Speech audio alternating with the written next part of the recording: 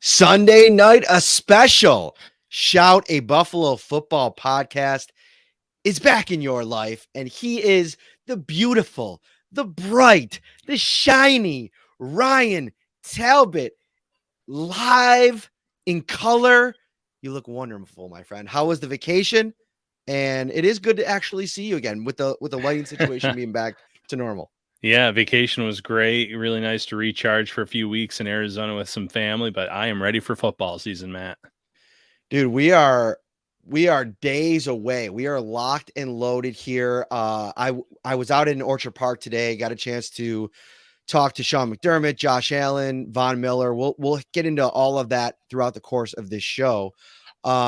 And of course, as always, Shout a Football podcast is brought to you by Tops Friendly Markets, your neighborhood store with more barbecues, tailgating, on a road trip to see your favorite team. Wink, wink. Maybe this weekend. I don't know if it's technically a road trip this week, this Thursday, Ryan, because I feel like most people that are going, unless you live on the West Coast, you're probably flying. But we'll say road trip. Wherever the football season finds you, make sure to stop at Tops for the best deals in town. From fresh meat to locally grown produce, Tops has everything you need and so much more for mealtime, snack time, or anytime. Tops at your table since 1962. I want to lay out the show here for everybody watching. We're going to do the burning questions, the big burning questions that remain after all of training camp, all of the preseason, roster construction down to 53 players.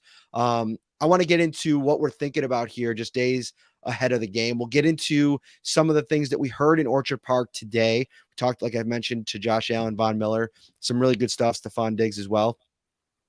Then we'll get into some takeaways from the first depth chart. Ryan put up a story on the website. You can go check that out.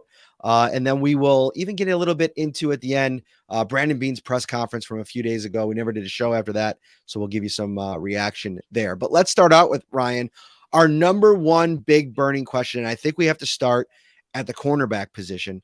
Tre'Davious White was placed on PUP, like we always thought it was going to happen that way.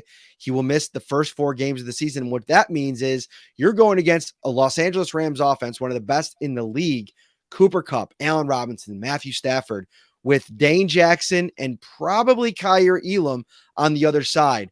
Maybe at least to start. Who knows? Maybe they get Christian Benford in there. Maybe Sean McDermott really throws a curveball and we get Christian Benford to start. We'll see. But I think that big burning question is, how are those young cornerbacks going to hold up? Listen, I know Dane Jackson last year, Ryan, he stepped in for Trey White, but he had Levi Wallace, a veteran player that had started a lot of games in this league. Now, Dane Jackson stepping into that veteran starting CB1 role, and then you have the rookies on the other side likely. I mean, what are your expectations and how concerning should it be, the cornerback situation right now going into the opener?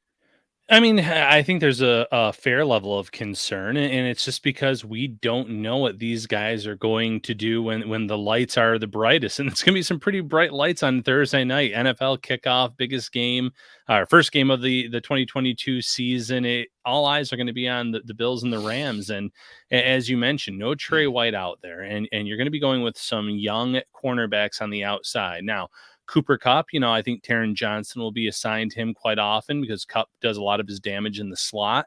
But if you ever see him on the outside, or Allen Robinson, if Van Jefferson can go, they have a really good roster of wide receivers. And this is going to be a true test for these young guys, Kyer Elam, Dane Jackson, Christian Benford, when he gets rotated in this week. And then even week 3 against Miami. I know Tua is not Matthew Stafford, but I think that the wide receivers on Miami are going to present a challenge as well to these cornerbacks. The silver lining here, Matt, is that Micah Hyde and Jordan Poyer are likely going to be good to go. Poyer looks good. Sean McDermott pretty much alluded to the fact that he'd be surprised if he wasn't out there on Thursday night. So with those safeties back there, they should help in terms of how the Bills want to line up, I guess, with Leslie Frazier in terms of, okay, who do we double? How do we want to take maybe Cooper Kupp away? How do we want to take Allen Robinson away? Make life easier for Kyer Elam, perhaps in his first NFL game. Whatever the case may be, having 2 all-pro level safeties will at least help soften that blow a little bit, in my opinion. Yeah, I got a couple thoughts on this. And, I don't know if Taron Johnson, it is great to have him, right? Like he's one of the top slot corners in the league. I don't know necessarily if you're going to want to live in a world with two young corners on the boundary with Taron Johnson one-on-one with Cooper Kupp regularly over the course of the game. I don't know if that's going to necessarily be a recipe for success. I asked Sean McDermott about Taron Johnson today. It was interesting. I don't know what to glean from it, but I basically said, listen, without Trey White back there and without Levi Wallace, is it nice to have Taron Johnson in his 5th season, a guy that maybe you can rely on? And he just did stiff arm me, man. He did not want to get too far into talking up Taron Johnson in the slightest. And I don't know if it was, all right, I want to put anything out there that puts any extra pressure on Taron Johnson. Obviously, he's going to have to cover Cooper Kupp in the opener. But just from my perspective, it would be nice to have a guy that you just gave almost market level, money to, contract money to last year when they re-upped his deal. You could put a little bit of the pressure on Taron Johnson because he's kind of got to lead that CBU group. I mean, he did say that, none of those players shy away from leading and stepping into a leadership role. I'm hoping to get a chance to talk to Taron Johnson tomorrow.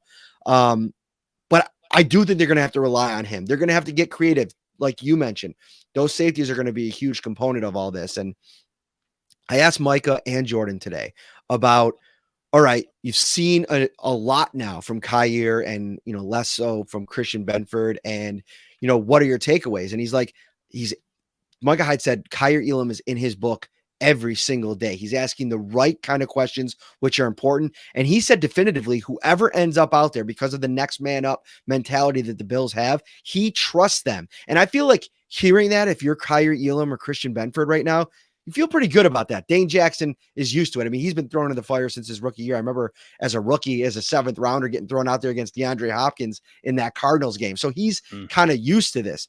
But then I asked Jordan Poyer about it a few minutes later.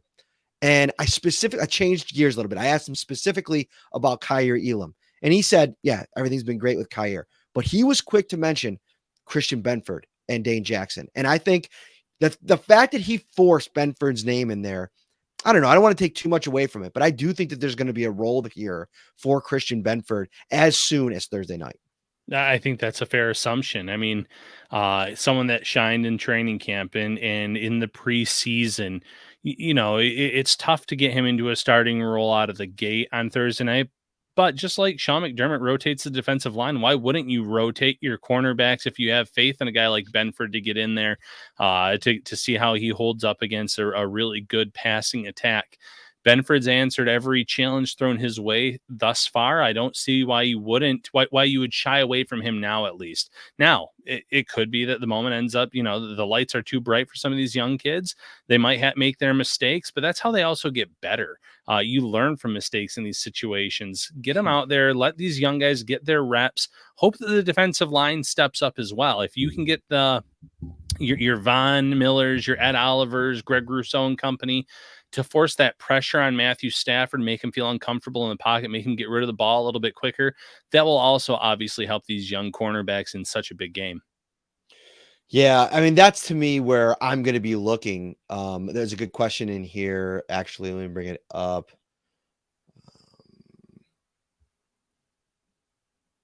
From Alex over on YouTube. Wouldn't the Rams come out running because everyone expects them to pick on the rookies? And I think that's a really, astute observation. And I think, even Jordan Poyer said it today. It's like, listen, they know the style of offense that the Rams play. They want to run the ball, right? They want to run it with Cam Akers, Darrell Henderson. They want to put that kind of pressure on you. So it opens up the pass game. And then you have to respect the play action even more. So I don't think that there's any mystery about that on the Bills side. They know they're going to come, set the tone up front, get in the backfield, cause some chaos, not only in the passing game, but in the run game as well. And that's where I kind of start to look on the defensive line. And we can maybe move into another question that I posed to you. And maybe I could even change it a little bit because it was more geared on Boogie Basham. But I want to ask you, who do you think Von Miller, what you're going to get from him?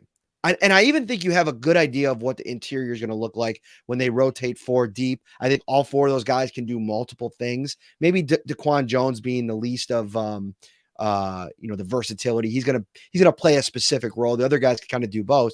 But what do you think about opposite Von Miller or outside of Von Miller in that defensive end group? Where are you power ranking in terms of impact the rest of the 3?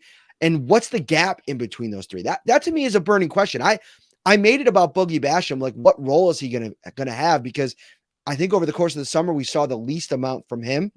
But I also think it's interesting enough. Like, all right, maybe you get a modest improvement from Epinesa and a modest improvement from Basham, and you get what you expect out of Lawson. Are you getting a significant jump from Greg Rousseau? Do you need a significant jump from him? Where do you kind of land in terms of what's going to be what the other three defensive ends are going to give 3 or 4 to this defensive line? Yeah, that's a great question. With Greg Rousseau, I don't think you need to see a significant jump. You just need to see the next step in his game.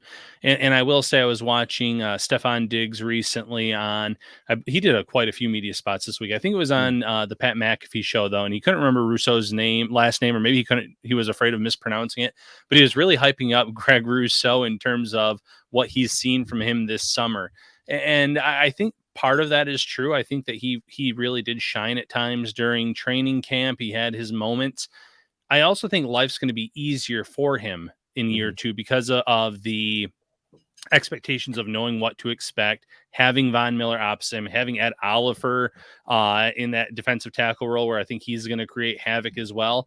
But I just think you need a regular, not anything significant from him in terms of a leap from year 1 to year 2. You just need that normal progression that you see from these young players with promise, and I think the Bills will be happy with that. After Rousseau, I'm going Epinesa. Epinesa was another player that Diggs mentioned specifically by name, and you and I were both very hesitant every time that we saw him make plays. It felt like at training camp, because a lot of the days they weren't in pads, and it's like, okay, well, he made plays, but can he do it when the pads are on, when it's more like a game situation? I think he showed enough this summer that the Bills said, okay, we might still have something here. There might be some promise. So there's a gap between Rousseau and Epinesa, but maybe not as sizable as some may think.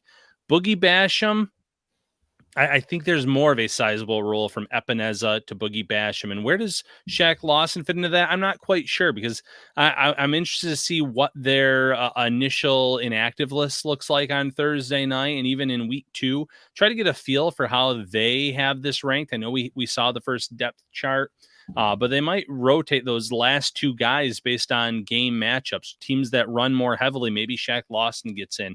Or maybe Basham is clearly ahead of him. That's going to be something to see, but I have a good feel in terms of the fact that I think that Rousseau and Epinesa are a little bit further ahead than Boogie Basham at this point in time. What about you? Yeah, and I think what's more important than Basham taking a huge step is Epinesa closing the gap between him and Rousseau, if that makes sense. I think that if you then have, separate from Von and Shaq, because I think you're going to get from both of those guys. As long as Shaq's healthy, I think he's going to be the same version of the guy that he was a couple years ago. I've seen enough flashes from him in preseason and in training camp to where I'm confident saying that you know what you have in him. And as a matter of fact, I think you probably want to be judicious in how you use him in the regular season to try to keep him healthy, because I'm not saying that I don't think AJ Epinesa and or Boogie Basham can't show the kind of growth that makes you trust them down the stretch in big games and in the playoffs. But I do think that you could. I even go back to that Houston game in 2019. I thought Shaq Lawson, Jerry Hughes was a monster in that game. But go back and watch that game. I think a lot of Bills fans will be surprised at how well Shaq Lawson played in that game. I don't think he had any sacks, but the pressures were there.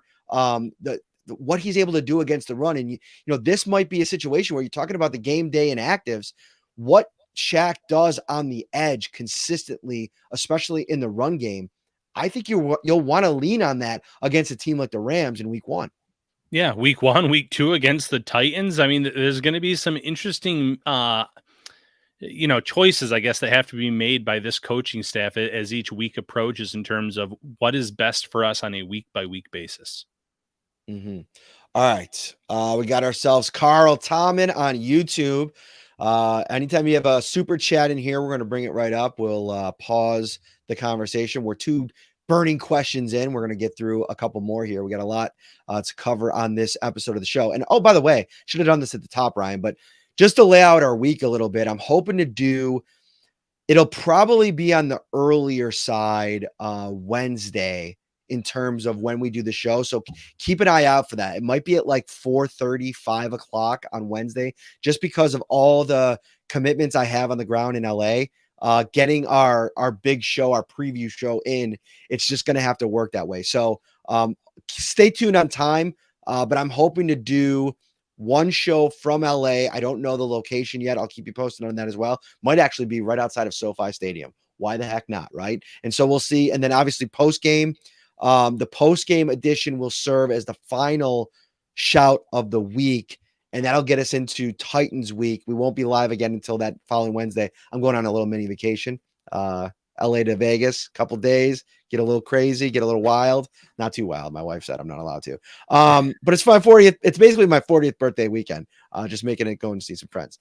How many targets is Matthew Stafford going to have for Allen Robinson and Kyer Elam?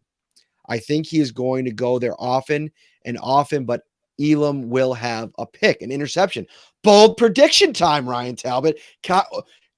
Hot or cold? Where are you at on Kyer Elam interception in game number 1? A possibility. Again, it's going to come down to the pass rush, the pressure. I think he's going to see a fair share of targets. So I agree with Carl there. And to answer that question, how many targets? It kind of goes back to my Levi Wallace conversation that we've had the past few years, because you knew that Trey White wasn't going to see a lot of targets. Levi was going to get picked on most weeks. And I always said he's going to get picked on until he makes a play. So a play like an interception, a pass breakup, something that makes Stafford have to think again before really going his way or targeting him over and over again. As soon as Elam makes that type of play, Stafford's going to say, okay, I have to respect the fact that he stepped up and made a good play against me. Now, if Elam gives up reception after reception, if he gets called for a penalty, he's going to keep seeing those targets come his way. And any good veteran quarterback is going to pick on these younger cornerbacks that are out there. So I expect Stafford to probably throw a lot at Elam here on Thursday night, but it's going to be all up to Elam to make that play, whether it's an interception or not. I like the bold prediction from Carl, however. I do as well. And I think that I'm more interested.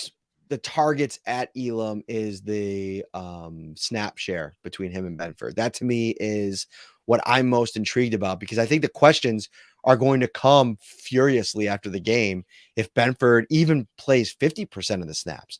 I mean, where are you at, Ryan, in terms of what that says about your round 1 rookie and Kyer Elam? I mean, I feel like the Bills have said all the right things. Brandon Beane said a couple days ago that it comes down to playing the best football players. It's why, they decided to move on from OJ Howard, and we'll talk about that a little bit later in the show. But if Christian Benford is earning those snaps, it doesn't seem like the Bills are going to have any problems giving him those snaps. But then you still have a 6th-round rookie taking away snaps from your round 1 guy. I don't think it necessarily says something about Elam as much as it says something about how good Benford has been. I think it's a testament to, this was a kid from a small school. We liked what we saw on film. We liked what we saw when we met with him. We didn't necessarily think he was going to be this good out of the gate. I don't think anyone would have expected a kid from Villanova to step up and be in the race to possibly play starting type reps for a Super Bowl contender. But that's just where we are. That's the beauty of the NFL. Sometimes you get more value out of those day 3 picks than you ever do out of your earlier picks. And I'm not saying that will be the case here specifically with Elam and Benford, but if Benford has earned those reps, it doesn't mean that Elam's been bad. It just means that, hey, this guy that we got late on day 3, he's risen to the occasion and he deserves to be out there because, like you said, Brandon Beane said a focal point is getting our best 53 players onto this roster and getting then our best players onto the field on a game-by-game basis. All right. I also want to do a little activity here, Ryan. We might revisit it after I get to watch practice tomorrow, get in the locker room and so on and so forth throughout the week. But if you look at the game day inactive potential for Sunday or for Thursday, let's just take attendance here and what we're looking at. If you look at the Bills 53 and you're trying to come up with the 7 inactives, where do you start? Obviously, Quentin Morris and Tommy Doyle both not practicing today. I'm not sure where they'll be rehabbing from both of their injuries, both lower body injuries. But I'd probably pencil both of those guys out. You look at, I went back and looked at the inactives from the Kansas City game last year, and there was only one tight end active in that game. That's Dawson Knox. It seems like the Bills have been moving in a different direction, but if you want another easy one, you could probably make Tommy Sweeney inactive, and there you go. You have your third. The Bills had 7 wide receivers last year. One of those wide receivers was inactive in Marquez Stevenson. Now they only have 6, Ryan. And so that's another spot that you don't have. Do they make 9 defensive linemen active? Do they maybe go without a 6 linebacker in Balin Spector? A lot of different things. They have a ton of defensive backs on the 53. So where are you starting? Who do you think is your big name that might be an inactive that might surprise people? Because, oh, by the way, they only kept the 2 running backs active last year because they had Tywan Jones and Reggie Gilliam. Yeah, no, that's a great question. In terms of a big name, I don't know if I'd go big name, but I think it's going to come down to Boogie Basham or Shaq Lawson for one of them. And I think if Boogie Basham is there, unfortunately, because of the way social media works, you're going to hear more and more people saying, oh, this guy's a bust. And I don't think that's the case. Again, it comes down to game planning. It comes down to the fact that the Rams, despite having a great passing attack, also have some really good running backs. And they might value what Lawson brings to the table more than Basham for this week 1 matchup. If it's over the course of the entire season, well, then yes, maybe the chatter can start and it can be a little bit more fair game. But I guess I would start there, Matt. What about you? No, yeah, I think that's a good place to start. It depends on how they want to run their rotation. If they are at a place where they believe that the young pass rushers can get the job done and maybe lean on Greg Rousseau and AJ Epinesa a little bit more than they did a year ago, then you could probably get away with the 8. But I also think that they want Shaq active just in case the other guys aren't effective. And then you also have the Boogie Basham. Like, all right, you want to get him some NFL regular season game reps, some valuable ones. He went in spurts last year, right? Like we didn't see him consistently over a stretch of games get a lot of action. And I don't know if there's even an opportunity for that, but I don't think you want to make him inactive. And I think you get away with 9 active there. You probably go with the 1 tight end. The big question for me though is James Cook. He is going to be active on Sunday or on Thursday. I just don't think that anything has happened over the course of preseason or training camp that makes me think that they're going to not want him in the mix. But if he's active, then what do you do? I think they are going to want to keep 8 offensive linemen active. It gives them that extra call up off of their practice squad. So yeah, I mean, there's a lot of really good questions. I mean, do they keep a couple of defensive backs down?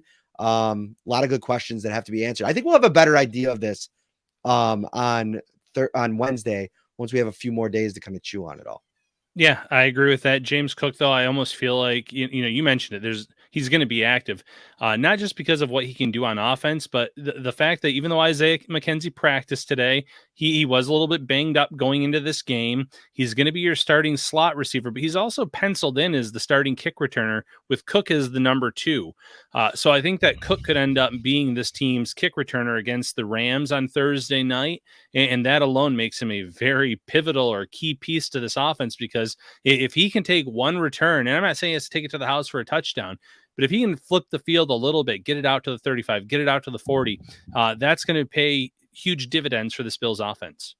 Mm-hmm. Just looking at some of the comments, you guys are awesome. Thank you so much for joining us, having an active discussion here on this Sunday night with just 4 days to go until the Buffalo Bills opener, the NFL kickoff game in Los Angeles. And it's interesting. We were talking to Von Miller today after practice and getting his thoughts on what it's going to be like to go back there. And he was joking about, I wrote about it just because I thought it was just kind of funny that visualizing like the pregame stuff, not even necessarily the game day stuff. Cause I mean, at this point, Von Miller has probably seen everything in this league. I don't know how much visualization he still has to do, although he does say he's a big fan of it. Whether or not Aaron Donald's going to shake his hand or you don't want to talk to him or Coach Sean McVay wants to talk to him or maybe gives him a couple crazy looks.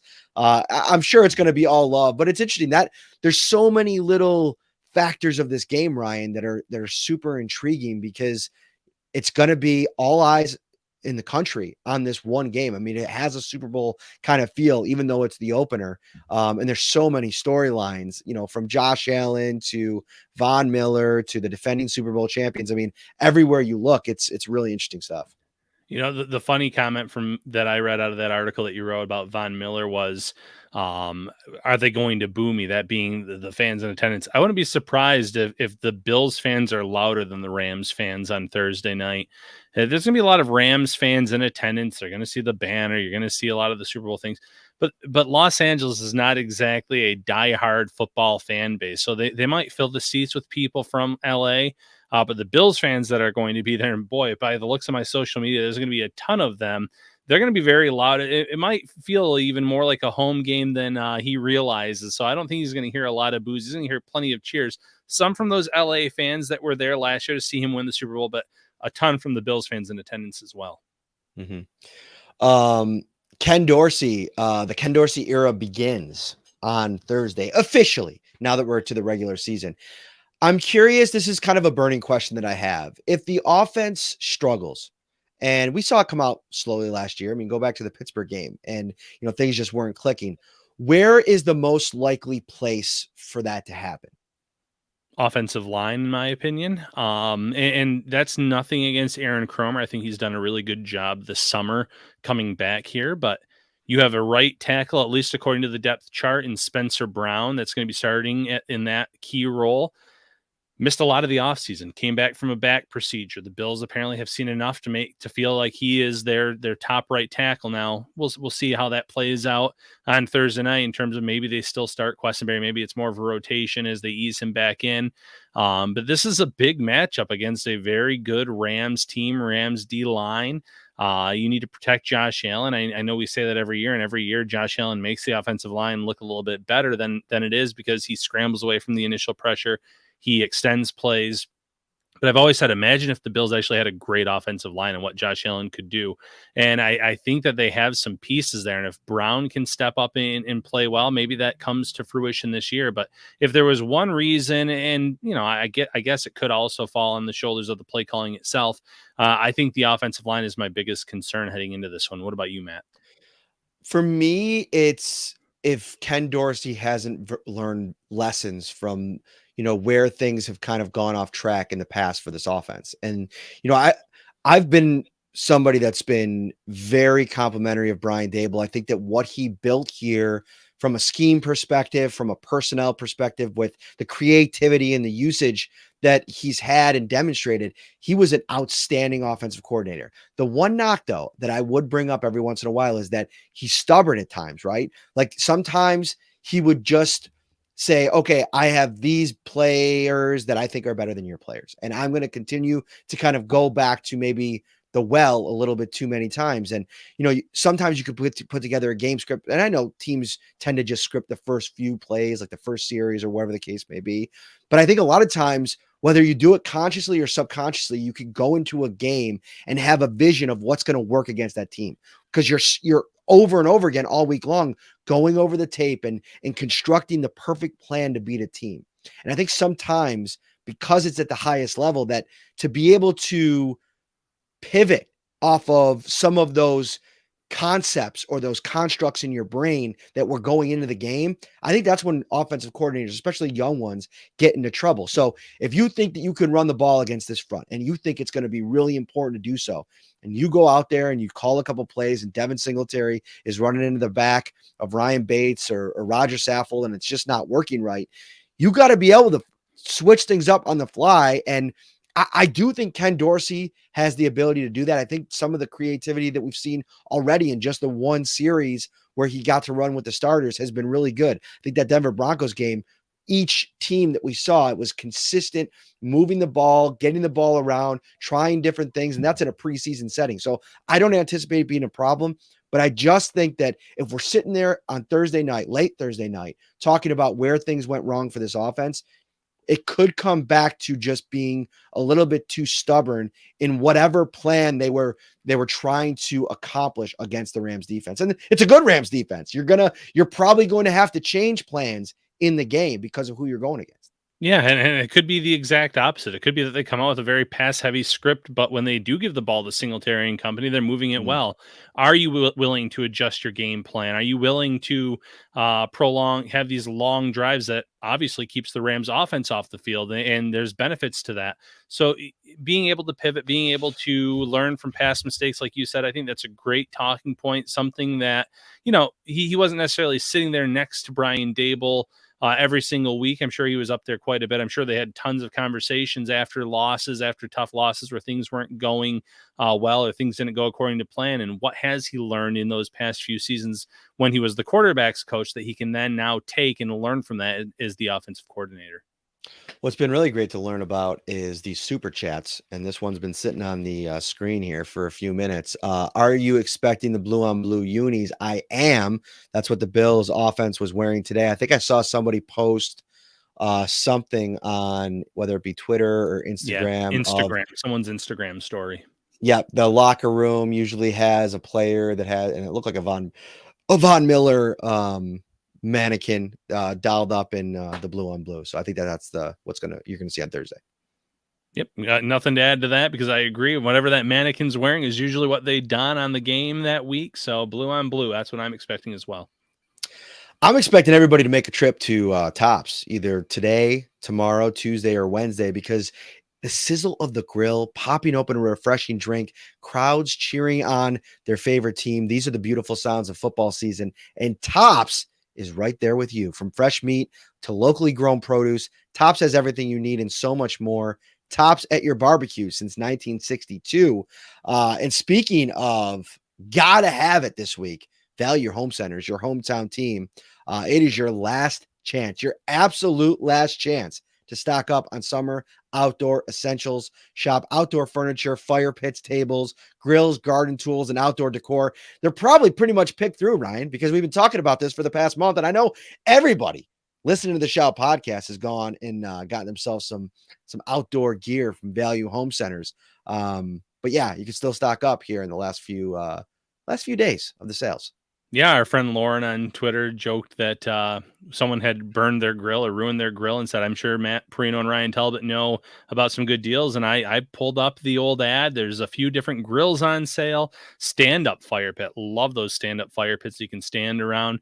They have one of those for you. So go to Value, get some of these deals for your end of the summer sale. Indeed. I will say that was a bit of a scary photo because it looked like that grill was about to blow up. And Yeah. so be careful. Little message out to the Grills Mafia. I know that's the popular group on Twitter.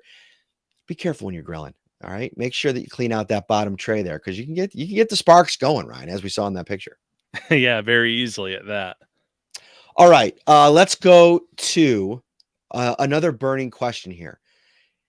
How can the Bills avoid an opening game dud for the second straight season? And that's something that I actually asked a couple people about today. It's a story that I'm going to be writing over the next couple of days, and I think it's a valid question that you sent along because things were, not this high last year, right? Like the Super Bowl favorite storyline wasn't really percolating last year. It was a team that had overachieved in 2020, and the expectations were that if they took a step last year, could have been a trip to the Super Bowl. So there were high expectations, and then they had that really good preseason game where Josh Allen played, and then they went against Pittsburgh, and it was absolutely just terrible. I mean, they just couldn't do anything on offense.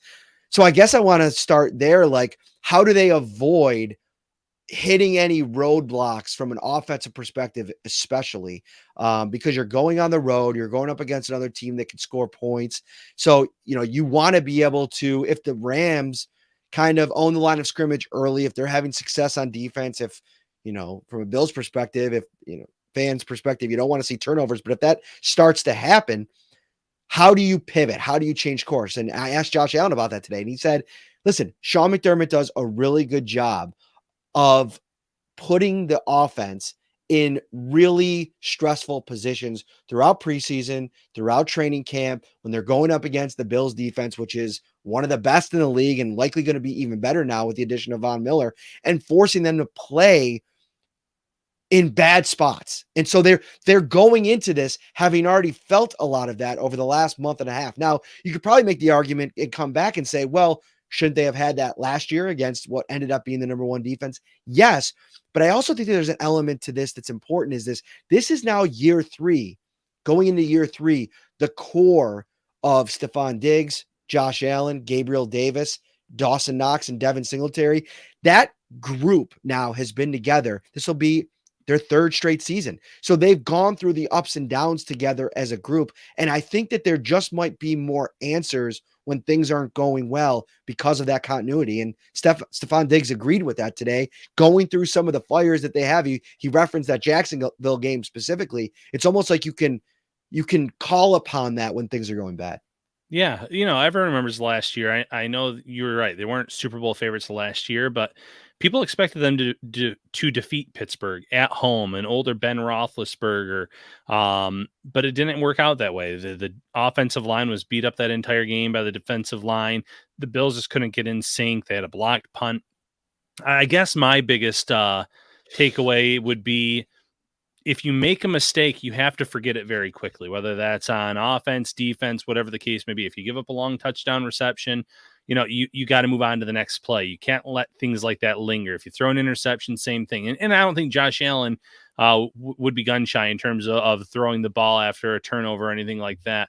But limit your turnovers, limit your mistakes. And I think that this is a team that the Bills can definitely defeat, even without their top cornerback on the field. But yeah, it just comes down to simply trusting your playmakers, because as you mentioned, the core of this team has been together for so many years now.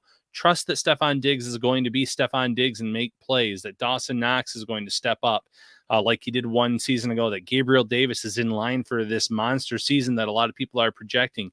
Go to your playmakers, trust them, but also kind of spread it out like Josh Allen has done throughout his career. Just reading some of the comments, man, this is a very active chat room tonight. I think people are ready for some football, Ryan Talbot. I think that I was just having this conversation with somebody a couple of days ago. It's like, it's amazing at the volume of talk around a league and around, specific teams that happen in the offseason for the NFL, that it's constantly it's cycling all throughout the offseason. And I feel like finally you get to the game week and it just goes through the roof. The excitement level, you can kind of feel it just with the way that people are talking. And I think in a lot of ways, I've seen this comment as well, you almost like need the games to finally come so we can stop talking about the what ifs and start talking about all right, what happened. Yes, I am 100% in agreement on that. I'm ready to move on to the what happened, what can they learn, and what can they take away from week 1 into week 2. I'm there, Bills Mafia. So I agree with you, Matt. I agree with the fans. We've talked about a lot of the what ifs. It's time to talk about what happened here very, very soon. I think, Jamison Crowder to me is interesting. Isaiah McKenzie practiced today. It seems like he's trending in a really good direction. I think it was Brandon Beane said a couple of days ago that they're going to have to work their tails off to hold him back because he wants to play. I mean, he's gearing up to try to play. He looked like he was moving well out there. It didn't look like we didn't get an injury report, so I don't know if we'll get one tomorrow or not. We should get one at some point here, and it'll be interesting to see if he's listed as limited or full. It looked like he was full, but we only saw him in the media portion of practice, so it's hard to tell. But if he's all good to go, right? And this is another thing I want to kind of harken back to our earlier conversation about the inactives. So you got Diggs, Davis, Kumaro, you figure is going to be active for special teams. Then you figure Khalil Shakir is going to be active because he's their number 1 punt returner. Then you have McKenzie. If he's good to go, if he's 100% healthy and they trust that, do they then try to open up a spot and go, linebacker heavy or defensive line heavy and keep Jamison Crowder back? Or do they want that versatility to be able to use him in whatever packages they want for him? It's something worth talking about. I would probably lean toward Crowder playing, but I'd be interested to hear your thoughts. Yeah, and it might not even be defensive line heavy or something. It might just be special teams in terms of, okay, can we make Jamison Crowder inactive to get one of these other core special teamers or someone that we think could be a core special teamer in this matchup on the field, out there for those reps? Because like you said, if Isaiah McKenzie's out there and he's good to go, you don't have a huge role for Crowder. And if you even have any concerns about Isaiah McKenzie, Khalil Shakir can take on that slot role in game one. I think the Bills would feel very confident in him. He can play outside, but he was projected as being like this, a really good potential slot receiver. So that's another reason where maybe the Bills don't go with Crowder in this matchup if they really do have these decisions to make on special teams, or like you alluded to, go D-line heavy, go with that extra offensive lineman, go with another tight end, whatever that decision is. I like Crowder. I think Crowder can be a difference maker for this team in different games. But it comes down to the situations on a week by week basis. And if you already feel good about where Isaiah McKenzie's at, and knowing that you have a backup that would be ready in Khalil Shakir, maybe you don't have to make him active on Thursday night. Could it come down to also the role you envision for James Cook? I mean, we know that the Bills are probably going to want to use him as a receiver, maybe not always lined up in, out wide or in the slot. But if you have a portion of your game plan that dials some passing opportunities up for him, I think that then you look at Jamison Crowder and say, all right, where do we fit you in to the game plan? It might just be a week to week thing where, depending on the team that they play, like, I think it doesn't matter. I think Jamison Crowder is probably, he's probably better against certain matchups, but I think he's a veteran guy that can, provide a specific thing in this offense. I just think if you're looking for numbers, this might be a week where you can get away with some things. And I think Cook, that's the interesting one to me. It's almost like you might get down to that conversation in the room. Do we go with Cook versus Crowder, or maybe like how does Cook's special teams factor in? Are they going to use him in kick return? I know that they have Isaiah McKenzie listed there, but that could be interesting as well. Isaiah McKenzie working back from the injury. Is it something where you don't want to use him on kickoffs? All these kinds of questions are going to probably be what's percolating in the building this week. Yeah, and I saw a question in the chat about, do you think the Bills will have all, 4 backs active in that, including Taiwan Jones? I think there's a very good possibility. Devin Singletary, obviously, he's their number one back. Zach Moss looked the best he's looked, I think, in a Bills uniform this summer. I think they would like to give him a shot to be that short yardage goal line type player. James Cook catching the ball in the backfield. I still think, even though he's listed number 2 on the kick returner chart, I would not be shocked if he is the kick returner this week and all season long because of the role they envision for Isaiah McKenzie. I think you give Cook that shot, and until he, unless he proves otherwise, you keep him back there. And obviously Taiwan Jones, being their special teams ace, is active. It's a tough decision, but if we had to get down to it, because I see right here in the super chat, Matt, I think you need to sit Moss and have 5 wide receivers ready. If I were to make a running back inactive, unfortunately, it probably would be Moss, just because of what Cook can do as the return man for this team. And you need someone back there, especially in a week where Isaiah McKenzie might not truly be 100%. He might be a full participant, a full go, but that doesn't mean you're 100% in week one. In this situation, yeah, I could see that, Jason, being a possibility. Thank you so much for the super chats on YouTube. We really appreciate you. While you're here on YouTube, hit that like button. Let's get as many people in here in the next few minutes as we can. Hit that subscribe button. If this is your first time on the channel, welcome. If you subscribe, it'll give you a notification every time that we go live.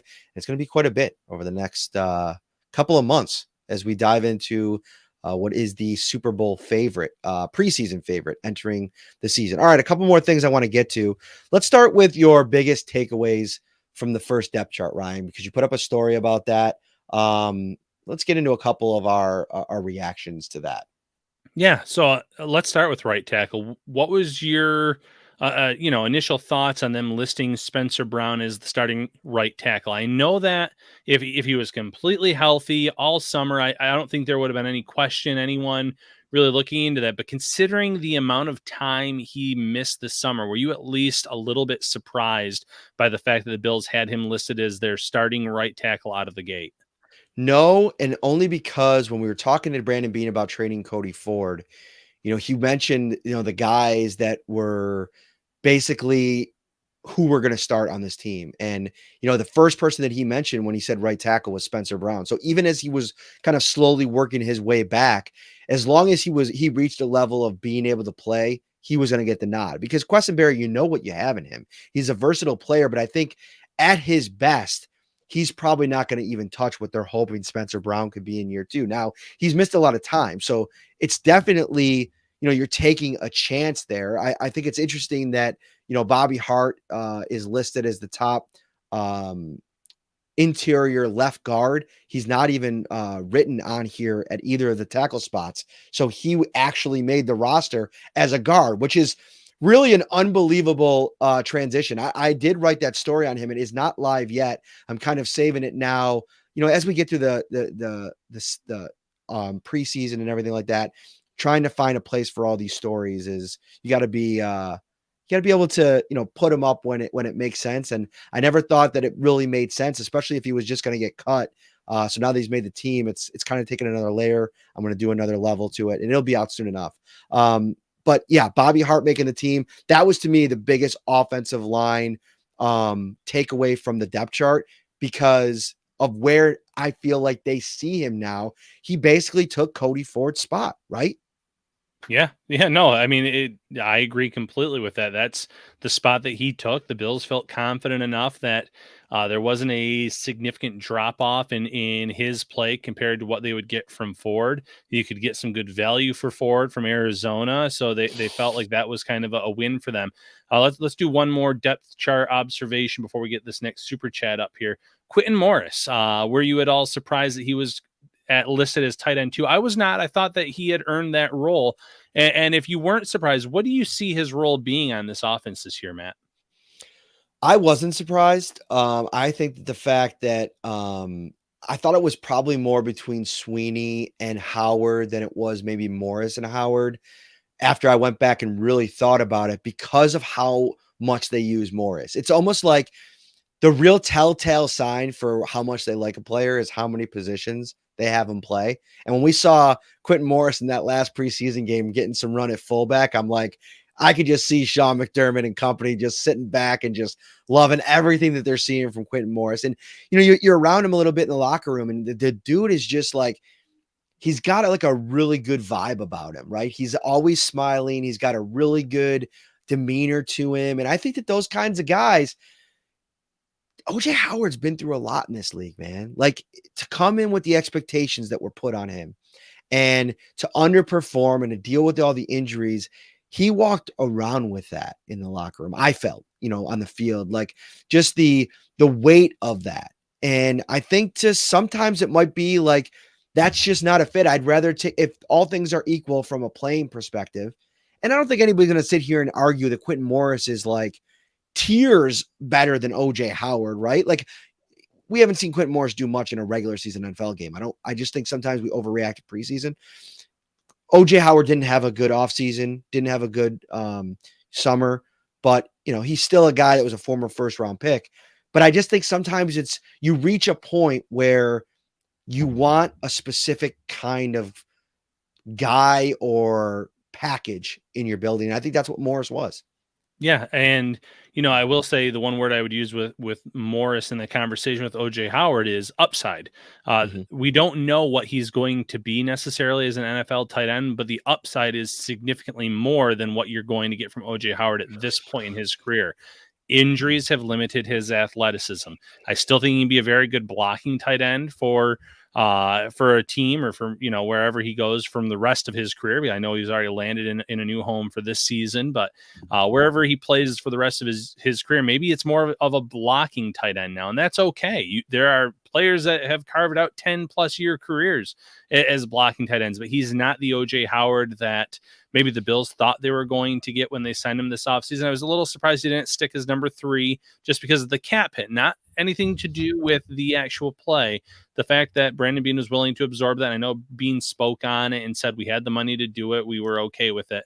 But yeah, Quentin Morris, I'm interested to see how much he plays this year, if he can be a factor on the field, but the upside was at least there for him when it came to a comparison to OJ Howard. Some breaking news here, and then we'll get to the super chat from Carl. Thanks, buddy. Second super chat from Carl Tomlin on YouTube. He's a beast.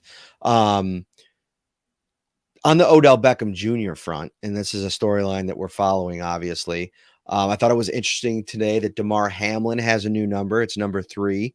I don't know if maybe the Bills were serious about Odell Beckham Jr., Ryan Talbot. Would they maybe steer their young safety away from the number 3 to keep it open? Or maybe did they say, take it, Damar, and maybe it could be a financial opportunity down the line. We'll see. Also, another piece of news. Odell Beckham Jr. reportedly, according to Jordan Rodriguez of The Athletic, still has a full locker with nameplate in the Rams locker, which just got opened up to the LA media today. Brandon Beane said, when is the last time you can remember me not checking in on a talented player when a talented player is available? So he is certainly not closing the door, but just the latest OBJ update, a couple little nuggets there, and passing them along. Yeah, hey, if I'm Damar Hamlin and I've seen all these stories and I've seen Von Miller recruiting him, I'd go to number 3, even if it wasn't a number that was important to me. That's an extra payday that you could potentially get if he joins the Bills. Interesting that the Rams still have a locker full of his stuff. Obviously, we've heard the storylines of the Rams want him back when he's healthy, and I think that they will vie for his services. And then the last thing on Brandon Beane, he said multiple times, or I've actually heard Ian Rappaport say, the Bills are in on everyone. They're always in on people, whether you hear about it or not. They're always doing their due diligence, and that speaks to what Brandon Beane said. We didn't do a story on it. I would have liked to have done it at the time, but did you see that Athletic story where I think it was Mike Sando, or it might have been ESPN. I can't remember which one it was now. Apologies. I'll try to find it and mention it and credit it in the future episode. They did a poll from I think it was agents, and who are the most trusted general managers in the league, and the most trusted general manager from the agents end was Brandon Beane with, I think it was four votes. Not surprising. I mean, obviously he has a good relationship with all of them, but I thought it was interesting.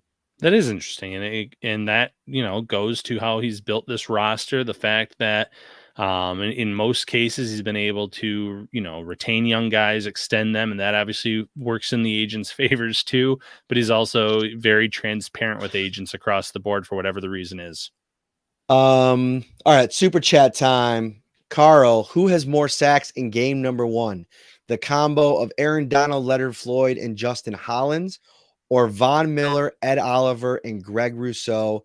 Prediction for the game: Von Miller gets one. Oh, I don't think that's a prediction for a game, because this is not the preview episode, Carl. We can't give the goods out just yet. You got to wait for Wednesday's show for the prediction. Which, by the way, I think I already gave the Channel 7 for that pregame show, so I'm a liar. But go ahead, Ryan. What do you think? I'm going to go with the Bills end, and this isn't because we're a Bills podcast or anything like that. It's because I look at the quarterbacks, and I've seen Josh Allen elude multiple pass rushers throughout his career, extend plays, throwing the ball, extend plays, running away, and gaining positive yards. I just think that he's able to limit the opposing team's sack number based on his athleticism, where I can't say the same about Matthew Stafford. He has a little escapability, but let's just say that the elbow is not 100%. I could see him just getting down and letting the defensive lineman kind of tap him on the shoulder pad to count for a sack at a few times if the Bills are bringing extra heat, if things like that happen. So of this scenario, I'll lean with Von Miller, Ed Oliver, and Greg Rousseau. If we're just talking team count, though, I'll also go with the Bills as well. I just think that Allen's able to elude a lot of that pressure that some quarterbacks cannot.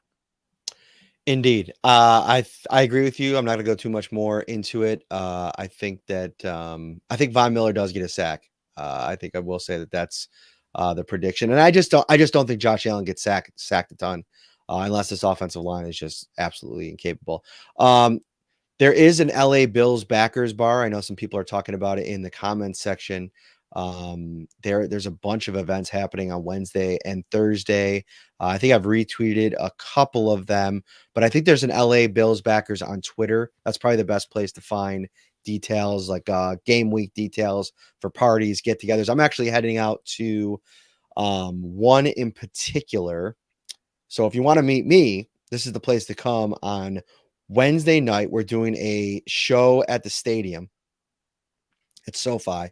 Then I'm heading over to, let me see, Hermosa Beach. Let me see if I can find the actual place here. I'm retweeting it right now. So if you're really interested in it, go over to Twitter. I can't on the sheet see where the actual spot is. There's actually an RSVP. So you got to get way ahead of this. It's a Bills backers official welcome party, 52 Pier Avenue, Hermosa Beach, California. I'm going to be doing a live show, as are a few other local media personalities, with Sal Capaccio. So you're going to want to get over there. Check that out. There's going to be a bunch of people up there. That'll be fun. Okay. And who knows, if there's multiple parties, I'll see what I could do. I don't have anything to do. We don't have to get up early on Thursday. Maybe I'll try to make it out to another one. So if you're headed to another one and it's going to be going later on, let me know the details and maybe I'll pop out to that as well. Listen, when you're West Coast living, Ryan, you got to hit the beaches. You got to hit the parties. Like, I want to experience everything that Bills Mafia has to offer going. I mean, I feel like the game is going to be absolutely intense. I think there's going to be a big time presence at the game. Yeah, and listen, West Coast living, it's not a bad thing. When I was out there for 2 weeks, getting to catch a Bills game at 10 a.m., let me tell you, that was not a bad thing instead of those 1 p.m. kickoffs, which are fine. But yeah, there's something to that. I like the earlier times, the weather, the nightlife, everything that you mentioned. All right, where are we going next before we get out of here? Do you want to stick with the burning questions? Do you want to just any other burning questions you want to hit up? There's one on Devin Singletary that I like that you threw our way. Yeah, let's hit that real quick. All right. And I think it ties into what we were talking about a little bit earlier. Going into the season, I feel like Devin Singletary is a lock to play. I think he's probably a lock to play active wise all season long, right? I mean, he's their running back one. I don't envision that changing. But ultimately, what I think is going to be really interesting to watch is how this plays out over the course of the season, knowing who is under roster control beyond the season and who isn't. And Devin Singletary starts as RB1. The burning question is, does he end the season that way?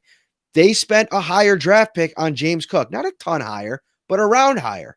And he's somebody that, whether or not he turns into an every down back this season, or ever. I mean, there's some people that might argue that maybe that's never going to be his role, but I do think that there is real potential for him to be maybe the, flip-flop with Devin Singletary, where Singletary goes somewhere else, perhaps Zach Moss stays in that backup role and James Cook ultimately becomes RB1 into next season. Could that happen by the end of the season? I don't know if I'd sit here and say and definitively rule it out. I think Devin Singletary has been in this game, has too many NFL carries. Unless he's injured, I don't see that flipping. But I think Cook's involvement is going to get ratcheted up quite a bit over the course of the season. And I agree with that latter point, but I do see Devin Singletary starting as running back one and ending the season as running back number one for this team. He's the most proven entity. He really had a great end of the season last year. I thought he looked really good this summer during the preseason. And even though this is the last year on his rookie deal, the Bills aren't going to mess with their running back position based on who's going to be under control in 2023. They're going to get their best player out there on the field because they're trying to win a Super Bowl this season. So I think Singletary starts and ends the year as running back number one. But I also agree that James Cook cuts into his snap count a little bit as the year progresses, because in addition to being a guy that can catch the ball in the backfield, I like the extra gear that he brings, where if he can get past that first line of defense, he could be off to the races. And, the Bills have been looking for a player like that for many years, and I think he can fill that role. Devin Singletary, what is his career high in rushing, Ryan Talbot, in a season? How many yards rushing? Oof. Throw it out there. Just guess it. 750.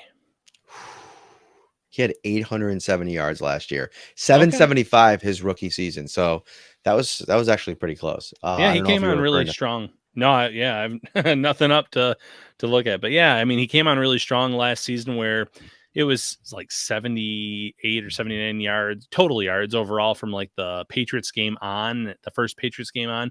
So he was a big factor in that offense down the stretch, and he picked up a lot of yards down, in those last handful of games. Mm-hmm.